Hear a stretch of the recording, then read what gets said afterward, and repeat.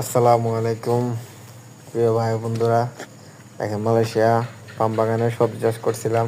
দেখেন সেই জায়গায় সিম হয়েছে এবং আরো অনেক ধরনের ঘাস আছে। এই দেখেন এখানে লাউ গাছ লাগানো হয়েছে, লাউ লাউয়ের ডাল বানানো হয়েছে।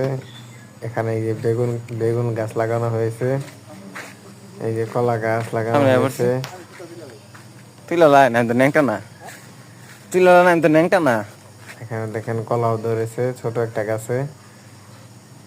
গাছে কলা ধরেছে। সামনে একটা বড় একটা গাছে কলা ধরেছে, একটু পরে দেখতে পাবেন। এই দেখেন বড় একটা গাছে কলা ধরেছে, 2-1 দিনের ভিতরে পাকা শুরু হবে। সবাই আমার জন্য দোয়া করবেন এবং ভিডিওটি লাইক করবেন।